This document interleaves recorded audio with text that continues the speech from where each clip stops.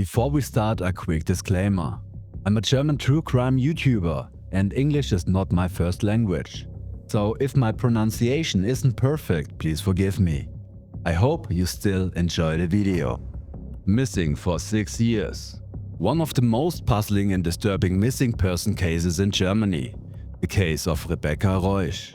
On the morning of February 18, 2019, 15-year-old Rebecca disappeared without a trace from her sister's home in Berlin. Since then, there has been no trace of her, and to this day, the questions about her fate remain unanswered. What really happened that morning? Who bears responsibility? And why has Rebecca not been found to this day? This video is the beginning of an entire series in which we will devote ourselves to this case step by step. Today, there is a compact summary, ideal for those who have forgotten the case or do not know it at all. But this is only the beginning. In the upcoming videos, we will go much deeper. We analyze the exact chronology of the disappearance, take a look at the suspects and their connections to the case, illuminate clues and traces, and ask the many unanswered questions that remain open to this day. On this channel, we will not only address the case of Rebecca Reusch, but many other true crime cases as well. However, this case has a special place for me because it made me become interested in true crime, and I have dealt with no other case as much as with this one.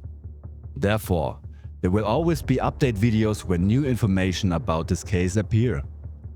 If you liked the video, I would appreciate a subscription at the end, as well as a like and a comment from you about what you think about the case. Since transparency is important to me, an overview in the top left marks the status of each statement.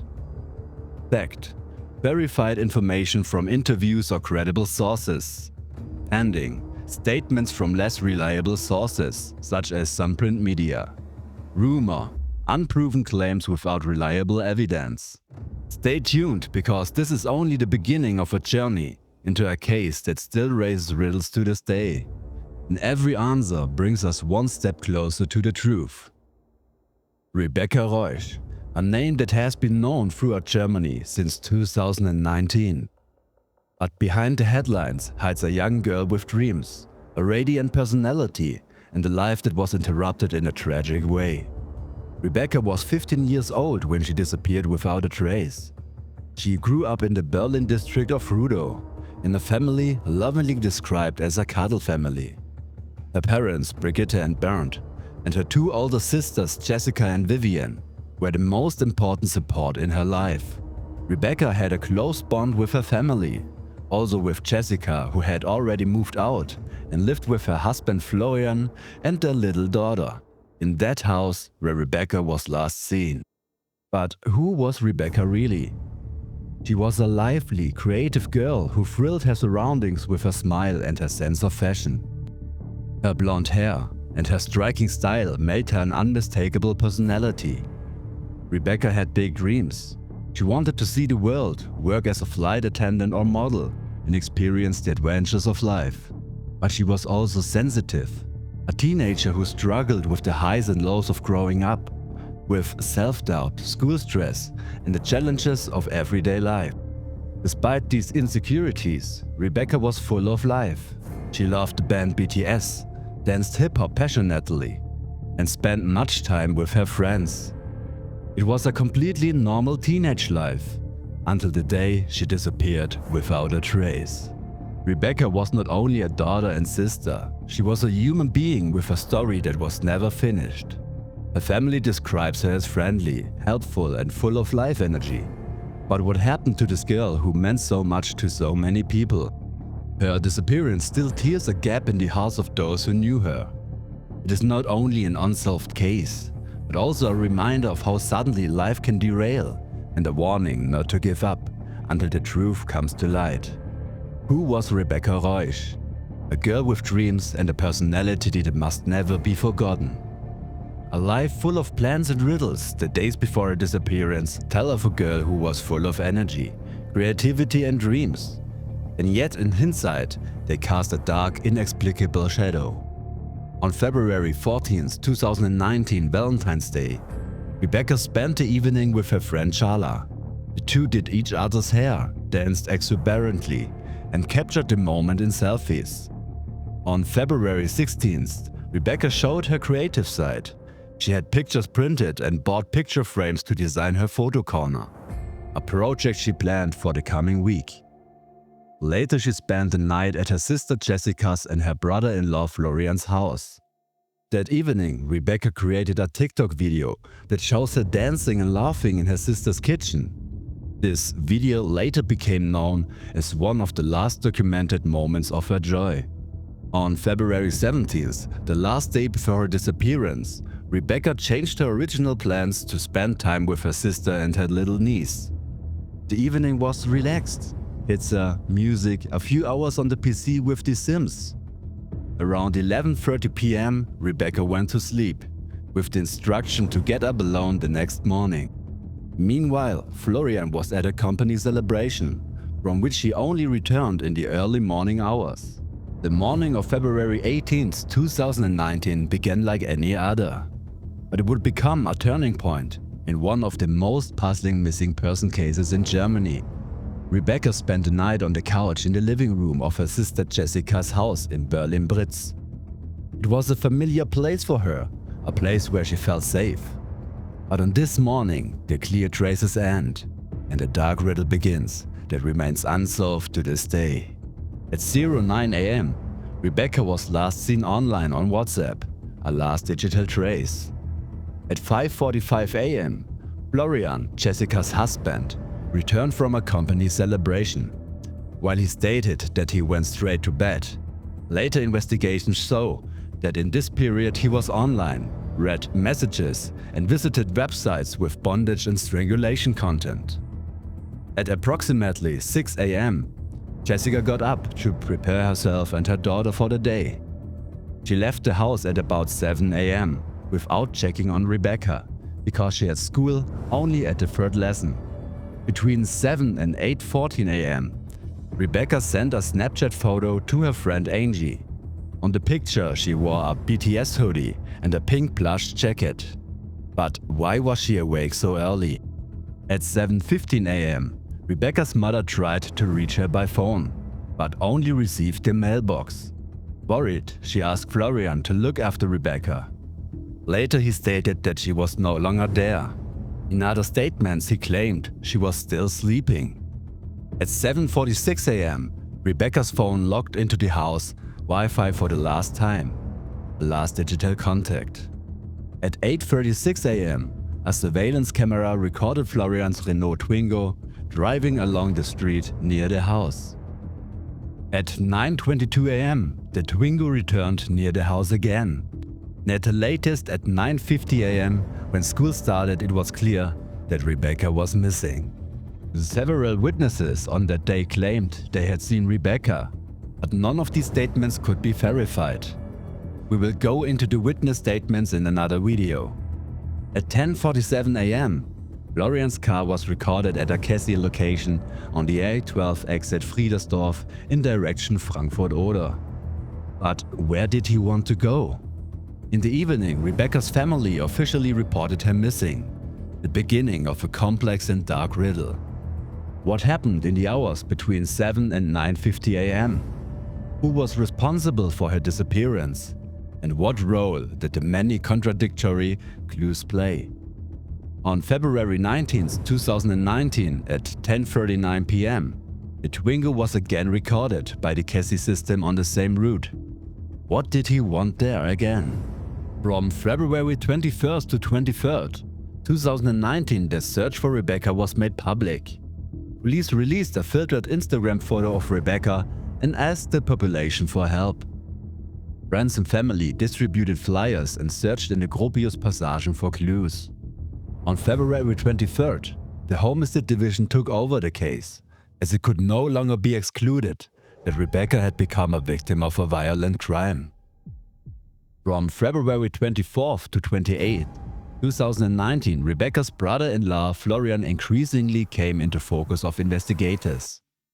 His contradictory statements and the drives with the Renault Twingo in direction A12 finally led to his arrest. The police suspected that Rebecca had not left her sister's house alive.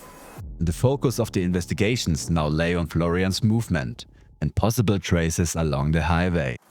Despite intensive searches in the years afterward, including systematic searches of forests and lakes along the A12, Rebecca's whereabouts remained unresolved. Florian's release due to the lack of evidence caused controversies, and the public continued to discuss the many unsolved aspects of the case. Questions such as, what happened between 7:45 and 9:50 am on the morning of February the 18th? Why did the drives with the Twingo lead nowhere? What meaning do Florian's contradictory statements have?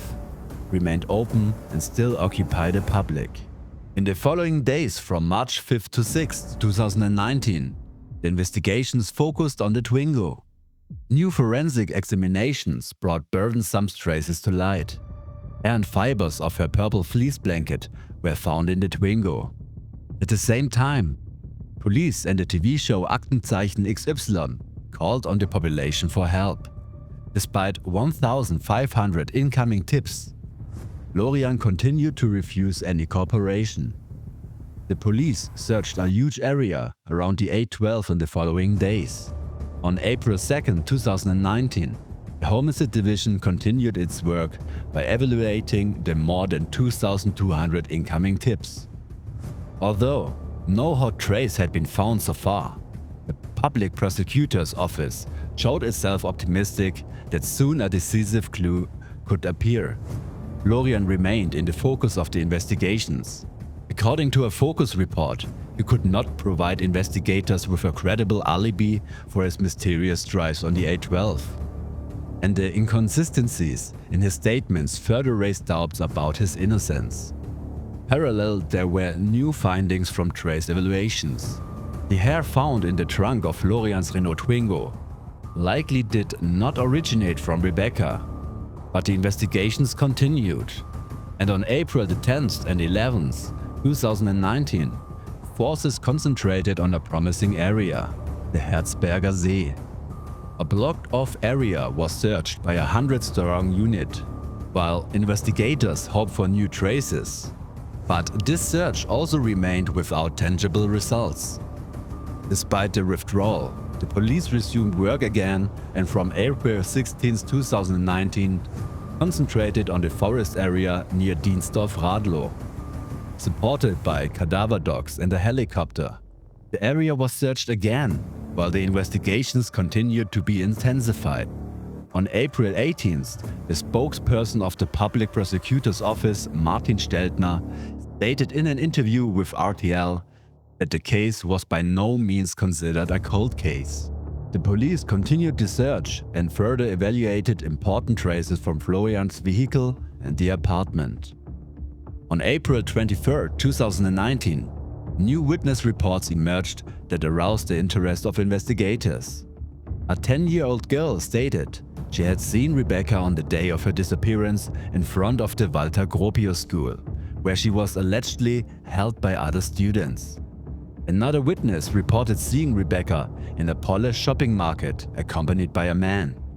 This clue attracted special attention because the witness mentioned details such as Rebecca's dental braces, which were not publicly known before. But after further examination, the Homicide Division classified the hint as false.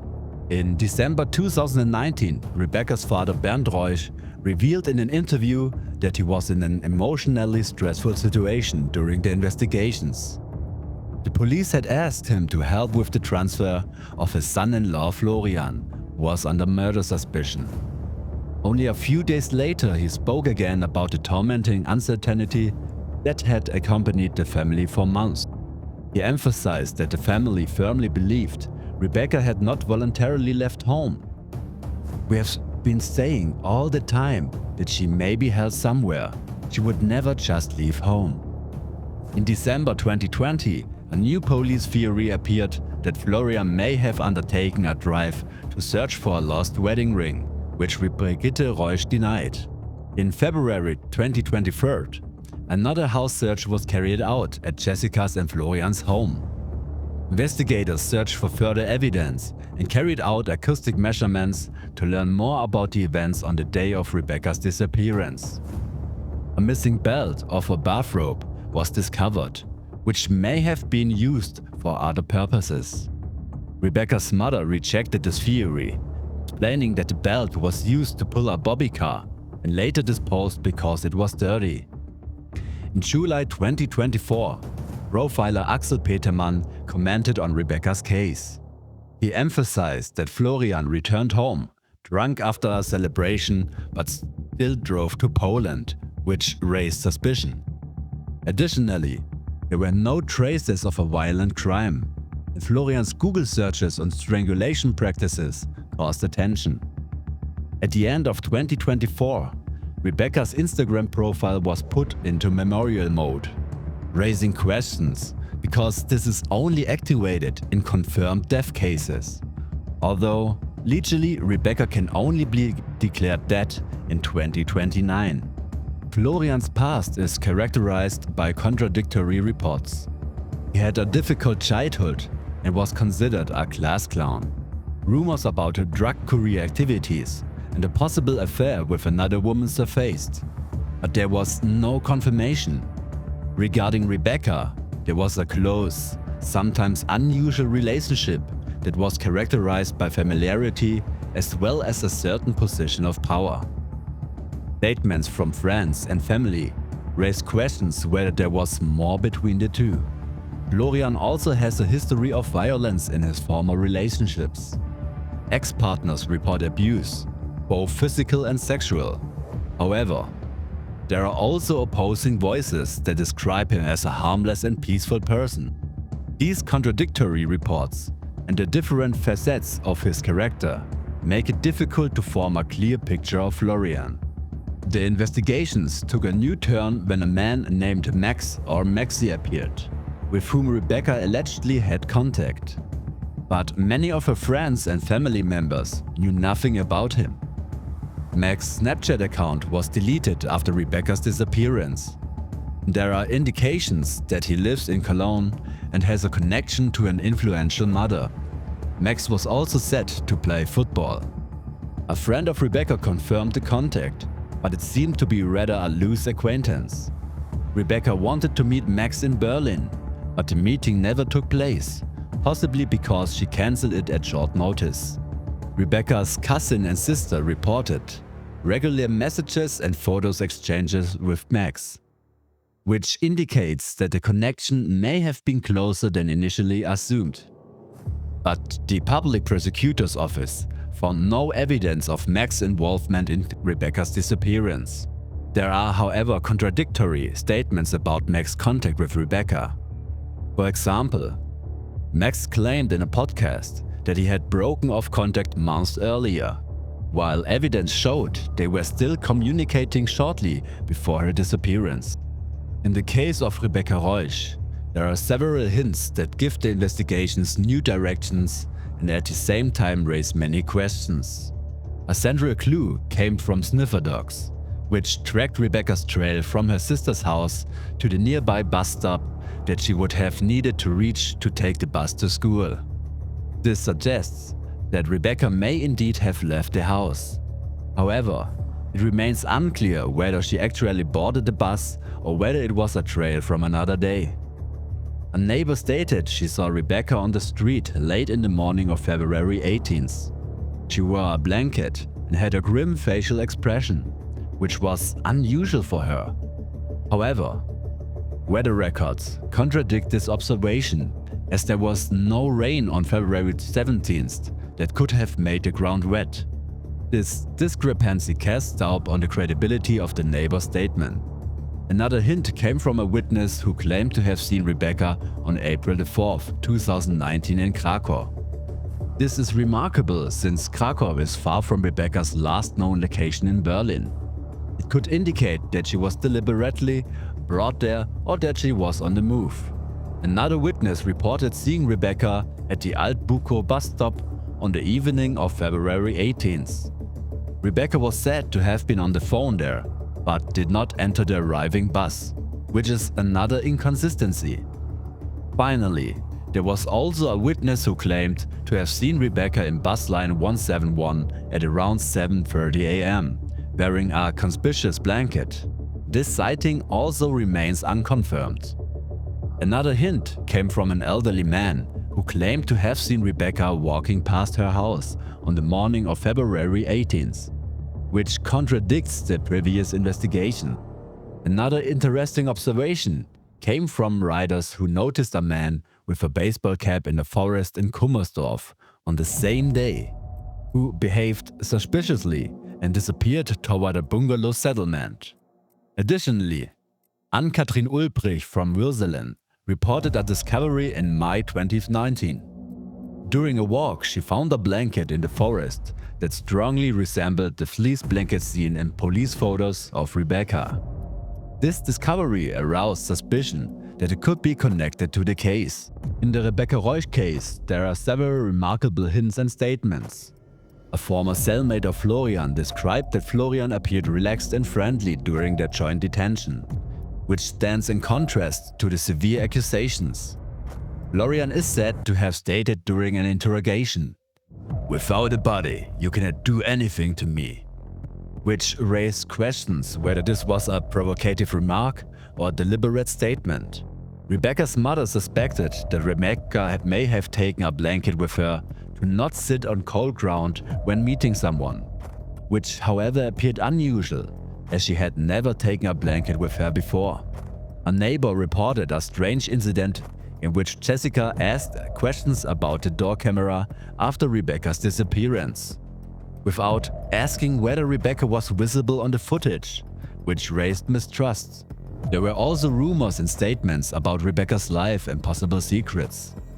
An Instagram user claimed Rebecca had an affair with Florian, while others spoke about possible drug use among her friends, raising questions about Rebecca's own behavior. Furthermore, there were claims that Rebecca was not always the good girl as her mother portrayed. She allegedly drank alcohol, dressed conspicuously, and was often out at night. Moderator Nasan Ekes reported that the Reusch family reacted very reserved in an interview when asked about Florian and the drives to Poland. According to Ekes, it seemed as if they had coordinated beforehand. She questioned why Florian did not speak in the TV documentary about the case if he was innocent, calling it a missed opportunity to prove his innocence. Another witness, Francisco, claimed to have seen Rebecca twice in Poland. Once at the end of July 2019 in Stettin, and later in a shopping center, where he even heard her name. She turned around and then continued walking with her male companion. Another problem was the delays in obtaining and analyzing digital data. Only in 2020, 1.5 years after Rebecca's disappearance, relevant data was requested from Google. The decryption of this data extended until 2023. Critics, including an anonymous police officer, called these delays alarming and asked whether Berlin investigators acted too late. The public prosecutor's office defended itself with the complexity of the procedure. In the case of Rebecca Reusch, there was criticism of a police-released wanted photo that had been edited with filters and did not correctly represent Rebecca's real appearance. This made identification by the public more difficult. The reason for using an edited image was that at the time of disappearance, no current photo was available. Questions were also raised about the delayed search of the house of Rebecca's sister Jessica and her husband Florian. Only on March 1st, 2019, several days after Rebecca's disappearance, was the house searched. At the beginning of the investigations, the authorities assumed Rebecca might have run away, though the house was initially not considered a crime scene. Only later, due to Florian's contradictory statements, was the search justified. There are also contradictory statements regarding Rebecca's use of mobile internet, which led to confusion. A friend of Rebecca also stated that she had previously suffered from defamation spread by an ex-boyfriend, leading to social difficulties. There are uncertainties regarding the timeline. Florian came home around 5:45 a.m., and visited pornographic websites, while Jessica left the house at 7 a.m. This raises the question whether Jessica saw Florian during this time and whether her statements could provide important clues about the events in the house. Before the video ends, I thank Insolito, the All Mystery and Hobby Investigator communities, Miriam Arns and Lena Niethammer from the podcast Im Dunkeln, the Facebook group Ungeklärte Fall Rebecca Reusch, and many other groups, communities or Instagram search accounts. Without you, this project would not be possible. That's it with this in-depth look at the case of Rebecca Reusch.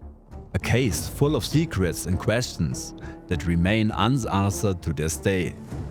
If you enjoyed the video, don't forget to subscribe to the channel, leave a comment and like the video to not miss further updates and deep analysis. In the upcoming videos we will deal with even more unresolved criminal cases. So stay tuned until next time. In the upcoming videos we will go even deeper in this case. So stay tuned until next time.